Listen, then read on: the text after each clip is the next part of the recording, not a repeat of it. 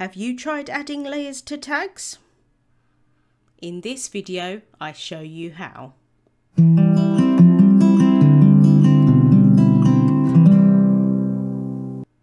Hello there, Michelle Short here with Terrific Tags with Michelle. Today I have two tags to share with you where I'm creating dimension with layers. So let's get started. I have a die cut two tags using the Terrific Tags die set, and I'm going to use the embossing folder from the Fragrant Florals Craft Your Life project kit to add some interest onto the tag. Now, I don't necessarily want this to be the focal point. I want the sentiment to be the focal point, but I do want something in the background. So I'm figuring out here where I want to actually place my sentiment before I figure out where I'm going to place my tag on that embossing folder. So this is the XOXO More Die Set, and there are 5 different sentiments in it, and I really love that they have the shadow and the word itself, so there's lots of different options on how you can use them. So here I'm just kind of figuring out where I actually want the flowers to be. I would prefer the sentiment to kind of go over where the foliage is rather than the flowers themselves, but at this point I'm thinking that it's probably going to go more towards the left hand side. In the end I do actually just put them in the middle, so it wasn't exactly perfect how I was doing it, but it still gives me a rough guide of where my sentiment is going to go. So I'm just going to do the same thing for the other tag, pop that in, and then again I'm going to kind of just see if I think it's in the right place. I have moved it slightly compared to the first tag, so one of them, the larger flower, is on the right hand side and one of them is on the left hand side, and I'm thinking that's about okay, so I'm going to run those through my die cutting machine. I then want to add some colour onto the tags, and I have grabbed some inks. At this point I don't actually know which colours I'm going to use, so I just grabbed as many as I thought I might need, but I'm starting off with the 3 darkest shades from the Cherry Blossom Crisp Dye ink collection. I absolutely love these colours, and I'm using a small ink blending tool to add the first colour onto the tag. So I'm just kind of going in lightly to start with. I do add a few different layers. So that was Pinkalicious, and then I'm going in with Rubelite here, and I started with my lightest shade so that I knew that I was going to add some of the yellows at the top, and I wasn't 100% sure exactly how I was going to add them at this point, but I know that I wanted that pink to go quite high up.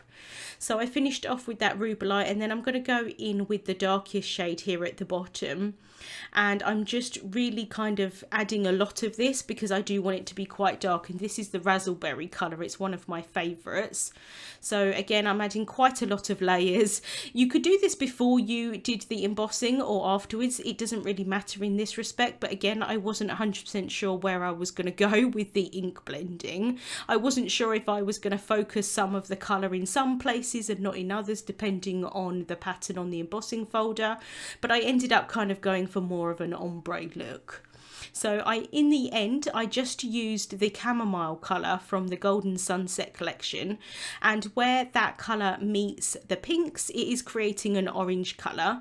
I'm just going back in with the pinks to try and blend those two together as best as possible. I originally wasn't sure if I was going to add a bit more orange to it, but I quite liked it as is. So then for the blue tag, I thought this time I would only grab a few inks because I liked how the first one came about. So I'm using the Lapis Lazuli colours, and again I'm using the 3 darkest here, and like I did with the other tag, I'm just going in so that the darkest colour is at the bottom, and then this time I'm going in with Volcano Lake, which is from the Seashore Crisp Dye ink collection, and I'm just adding that towards the top. And at this point where they meet, it doesn't particularly look very nice. I'm just trying to blend it so that it's quite a bit lighter at the top, and then I'm going to go back in with the blues again and just try and blend that out a bit better, because it kind of went a little bit grey. It wasn't particularly nice, but once I added the blue back over the top, I think it looks really pretty.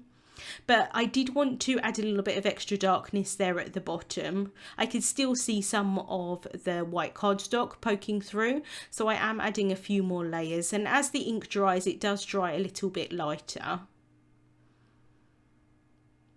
I'm then taking some double-sided adhesive sheet and I'm adding that onto the back of a piece of cardstock. This is classic Crest 110 solar white cardstock, and I'm going to cut the sentiments from it. So I'm taking the hello and the smile from that XOXO and More die set, and this is the word itself, and I'm just placing them down onto the cardstock, running that through my die cutting machine.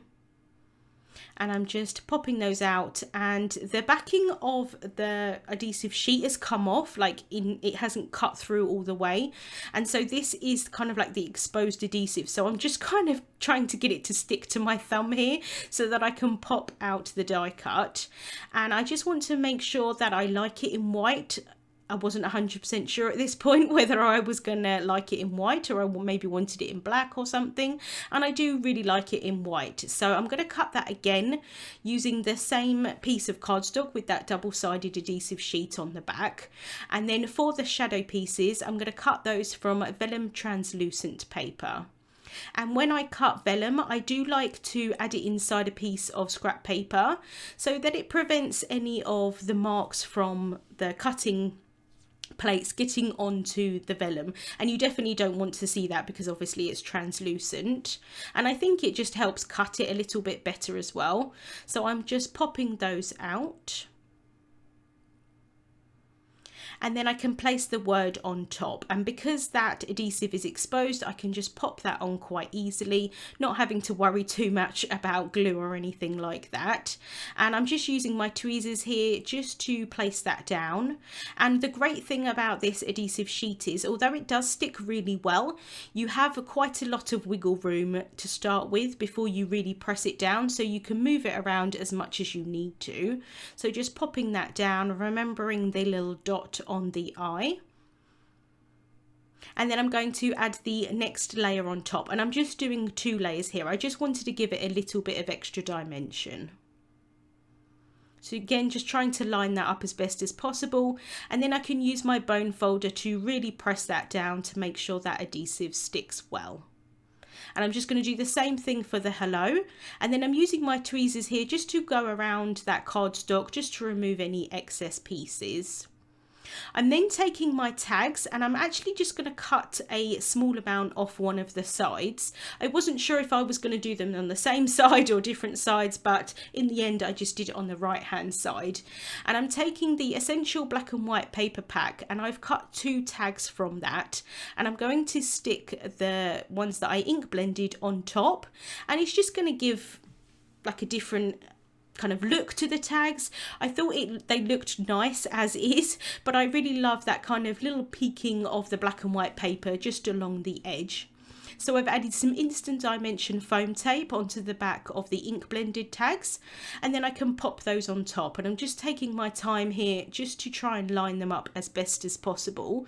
Because of that foam tape in between, you do see some of the black and white paper kind of all the way around depending on which angle you're holding the tags at, and I actually think that looks really nice. I'm adding some small dabs of glue onto the back of the words here, and just making sure that I'm only adding it on the back of that cardstock, and so that you don't see it through the vellum.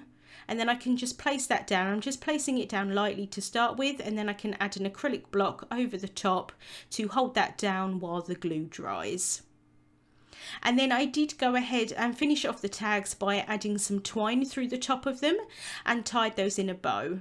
I did think about adding some embellishments, but ultimately I quite liked them as is. They're quite modern. I really like the difference with the layers, and then also the dimension that you get from the embossing folder, and then also popping that piece up on the black and white paper tag as well. Links to the products that I used will be listed in the description bar on YouTube and also over on the Altenew blog. Thank you so much for watching, and I hope you have a wonderful day. Hello crafters, Jen here. For more tips, techniques, tutorials, and to discover which paper crafting products are right for you, subscribe to Altenew's YouTube channel. Make sure to hit the notification bell so you don't miss any videos. Thanks for watching.